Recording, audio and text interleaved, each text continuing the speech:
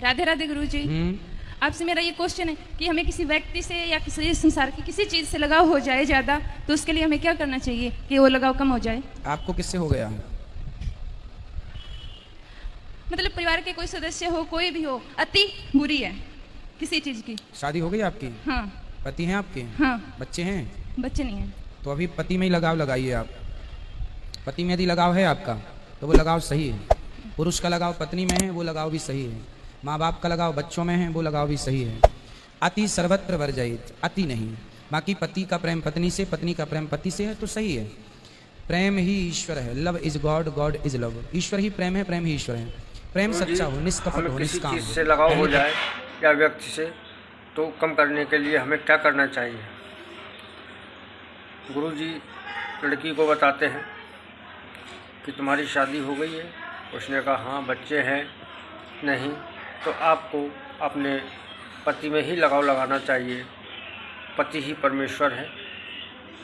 और आगे सुनिए गुरुजी क्या बता रहे हैं, ध्यान से सुनना। पत्नी से प्यार करो, बच्चों से प्यार करो, फिर धीरे धीरे, फिर धीरे धीरे, फिर धीरे धीरे प्रेम भगवान से हो। पहले साइकिल चलाने में हम लोग कैंची साइकिल चलाते हैं, फिर डंडे पर बैठते हैं, आखिरी में फाइनल सीट पर बैठने की प्रैक्टिस आखिरी में हो जाती है। कैंची तो आएगी ना। उसी प्रकार पहले पत्नी से, पुत्र से, परिवार से प्यार करो, फिर धीरे धीरे अभ्यास करके वही प्यार भगवान से हो जाए तो सब चीज़ें सही हैं। और एक दूसरा सवाल है गुरुजी, पढ़ाई में ज़्यादा टाइम तक मन लगाए, कई बार मन भटक जाता है इधर उधर की बातों में। कोई बात नहीं, इधर उधर की बातें करो ही मत। जब पढ़ाई का समय है सिर्फ पढ़ाई करो, पूरा ध्यान पढ़ाई में लगाओ। मन के भटकने बहुत रास्ते हैं, मन को भटकने के और भटकाने के बहुत रास्ते हैं, इसलिए हमें उनमें नहीं पढ़ना चाहिए। मन लगा के काम हमें करना, ये हमारी जिम्मेदारी है। पहले बच्चों में मन लगाओ, फिर परिवार में मन लगाओ, पढ़ाई में मन लगाओ। और गुरुजी कितनी अच्छी बात समझाते हैं कि पहले कैंची से साइकिल चलाते थे, फिर डंडा पे चलाना शुरू किया, फिर सीट पे आ गए। इसलिए भगवान में फिर प्रेम लगाओ, और वही एक अच्छा रास्ता है।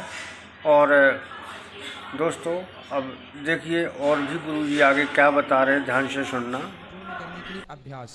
आपने जो भी सीखा है, भोजन बना लेते हैं? हाँ। हाँ। तो भोजन बनाना माँ के पेट से सीख के आए थे कि सीखा आपने?